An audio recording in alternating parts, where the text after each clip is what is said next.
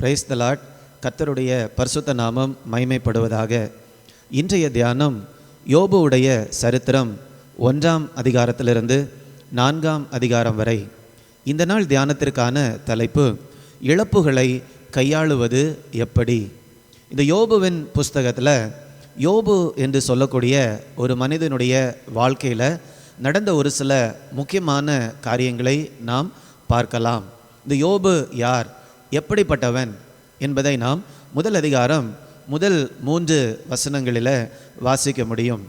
முதல் வசனம், ஊத்ஸ் தேசத்திலே யோபு என்னும் பெயர் கொண்ட ஒரு மனுஷன் இருந்தான். அந்த மனுஷன் உத்தமனும் சன்மார்க்கனும் தேவனுக்கு பயந்து பொல்லாப்புக்கு விலகுகிறவனுமாய் இருந்தான். 2ஆம் வசனம், அவனுக்கு 7 குமாரரும் 3 குமாரத்திகளும் பிறந்தார்கள். 3ஆம் வசனம், யோபுவுக்கு ஏராளமான சொத்துக்கள் அந்த நாட்களில் இருந்தது. அதனால் அந்த மனுஷன் கிழக்கத்தி புத்திரர் எல்லாரிலும் பெரியவனாக இருந்தான். இப்படிப்பட்ட ஒரு மனிதன் நல்ல ஒரு குடும்ப வாழ்க்கையில் வாழ்ந்து கொண்டிருந்த ஒரு மனிதன்தான் யோபு. அப்போ யோபுவை குறித்து கர்த்தர் சொல்லக்கூடிய சாட்சியே என்னவென்றால், அவன் உத்தமனும் கர்த்தருக்கு பயந்து வாழ்ந்த மனிதன் என்று. இப்படி வாழ்ந்த இந்த யோபுவுடைய வாழ்க்கையில் இந்த முதல் அதிகாரத்திலையும் 2ஆம் அதிகாரத்திலையும் பார்க்கும்போது அநேக விதமான இழப்புகள் ஒரே நேரத்தில் வருகிறது. நிறைய நேரத்தில் நாம் நினைக்கலாம், நாம் கர்த்தர் சொல்லுகிற மாதிரியே வாழும்போது எந்த விதமான பிரச்சனையும் நமக்கு வராது என்று. ஆனால் நாம் ஒரு வேதனையுள்ள ஒரு சபிக்கப்பட்ட ஒரு பூமியில் வாழ்ந்து கொண்டிருக்கிறோம். கர்த்தரை நாம் பின்பற்றும் போதும் கடினமான பாதையினூடாக நாம் போக வேண்டியதாக இருக்கலாம். ஆனால் கர்த்தர் நமக்கு வாக்கு கொடுத்திருப்பது என்னவென்றால், நித்திய மகிமை. முடிவில் இப்படிப்பட்ட வேதனையுள்ள பூமியிலிருந்து நம்மை முற்றிலுமாக ரட்சித்து வேதனை இல்லாத ஒரு உலகத்திற்கு அவர் நம்மை கொண்டு போகிறார். இப்போ யோபுடைய வாழ்க்கையில் திடீரென்று அநேக இழப்புகள் வந்துவிட்டது.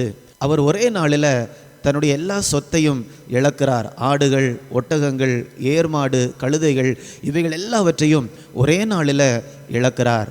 அது மாத்திரமல்ல, தன்னுடைய 10 பிள்ளைகளையும் ஒரே நாளில் யோபு இழக்கிறார். இப்போ இந்த இடத்துல அவர் இழந்தது தன்னுடைய சொத்தையும் பிள்ளைகளையும் மாத்திரமல்ல, தன்னுடைய பிரயாசங்களையும் அவர் இழந்திருக்கிறார்.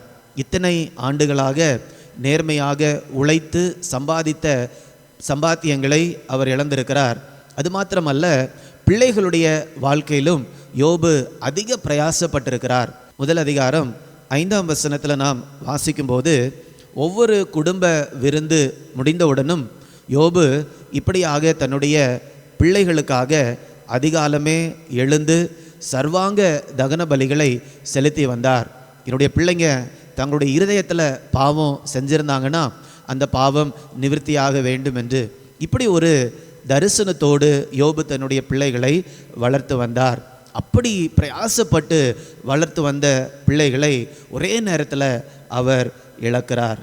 நம்முடைய வாழ்க்கையிலும் கூட நாம் பிரயாசப்பட்டு கஷ்டப்பட்டு நாம் சேர்த்த சம்பாதித்த பொருட்களையோ அன்பானவர்களையோ நாம் இழக்கும்போது அது மிகுந்த வேதனையை நம்முடைய இருதயத்தில் கொண்டு வருகிறது. இந்த இடத்துல யோபுவுக்கும் அதே மாதிரி தான் அதிகமான பாரத்தையும் துன்பத்தையும் கொண்டு வந்தது. ஆனால் யோபுவுக்கு தெரியாது என்ன காரணத்தினால இந்த காரியங்கள் எல்லாம் என்னுடைய வாழ்க்கையில் நடைபெறுகிறது என்று யோபுவுக்கு தெரியாது.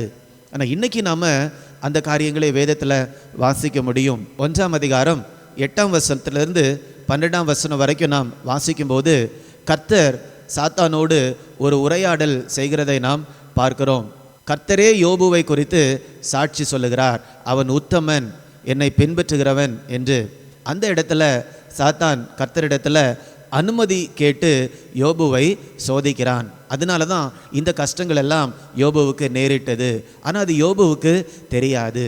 ஏன் இப்படி நடக்கிறது? எந்த விதமான அறிகுறியும் அவருக்கு இல்லை. திடீரென்று எல்லா காரியங்களையும் அவர் இழந்து விடுகிறார். அப்போ அந்த நேரத்தில் யோபு செஞ்ச காரியம் என்ன? அதுதான் இன்றைக்கி நமக்கு ஒரு பெரிய பாடம். அவர் என்ன செய்கிறார் தெரியுமா? முதல் அதிகாரம் 20ஆம் வசனம் 21ஆம் வசனத்தை நாம் வாசிக்கும்போது, அவர் தரையிலே விழுந்து கர்த்தரை பணிந்து கொண்டார். அவர் சொன்ன காரியம் என்னவென்றால், கர்த்தர் கொடுத்தார், கர்த்தர் எடுத்தார், கர்த்தருடைய நாமத்திற்கு ஸ்தோத்திரம் உண்டாவதாக. தன்னுடைய வாயினால் அவர் எந்த பாவமும் செய்யவில்லை. நம்முடைய வாழ்க்கையிலும் கூட நம்முடைய புத்திக்கு மிஞ்சி, நம்முடைய பலத்திற்கு மிஞ்சி காரியங்கள் நடக்கும்போது நமக்கே அந்த காரியங்களை புரிந்து கொள்வதற்கு கடினமாக இருக்கும். அப்படிப்பட்ட நேரத்தில் நாம் கர்த்தருடைய ஞானத்தை சார்ந்து கொள்ள வேண்டும். கர்த்தருடைய அன்பையும் வல்லமையையும் சார்ந்து கொள்ள வேண்டும். நாம் எப்படி அந்த நேரத்தில் அவரை ஆராதிக்க முடியும்? அவர் யார் என்பதை நம்முடைய வாயினால் அறிக்கையிடும்போது அவரை நாம் அங்கீகரிக்கிறோம், அவரை நாம் பணிந்து கொள்ளுகிறோம். இந்த மாதிரி நம்ம சொல்லலாம், ஆண்டவரே, இந்த காரியங்கள் என் வாழ்க்கையில் ஏன் இப்படி நடக்கிறது என்று எனக்கு தெரியாது. ஆனால் என்னை காட்டிலும் நீர் ஞானமுள்ள தேவனாக இருக்கிறீர். என்னை காட்டிலும் நீர் என்னை அதிகமாக நேசிக்கிறீர். நீர் அதிக வல்லமை உள்ள தேவன். என் வாழ்க்கையில் நடக்கக்கூடிய காரியங்களை என்னால் புரிந்து கொள்ள முடியல. ஆனால் நீர் சிங்காசனத்தில் இருக்கிறீர், நீர் என்னை நேசிக்கிறீர் என்று நான் உம்மை பணிந்து கொள்ளுகிறேன். உம்முடைய நாமம் மகிமைப்படுவதாக என்று சொல்லி விசுவாசத்தோடு நாம் தேவனுக்கு முன்பாக பணிந்து கொள்ளும்போது அவருடைய சமூகத்தில் அது புத்தியுள்ள ஆராதனையாக மாறுகிறது. யோபுடைய வாழ்க்கையில் இழப்புகளின் மத்தியில் ஒரு புத்தியுள்ள ஆராதனை செய்தார். நம்முடைய வேதனையை என்ன செய்ய என்று நமக்கு நிறைய நேரத்தில் தெரியலை. அந்த வேதனையை குறைப்பதற்காக நிறைய காரியங்களை செய்கிறோம்.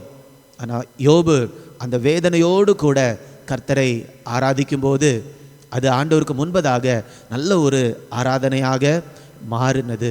நம்முடைய வாழ்க்கையிலும் கூட கடினமான சூழ்நிலைகளில் நாம் போய்கொண்டிருக்கும்போது, நமக்கே புரியாத காரியங்கள் நடக்கும்போது நாம் என்ன செய்ய வேண்டும் என்றால் அவரை நாம் பணிந்து கொள்ள வேண்டும்.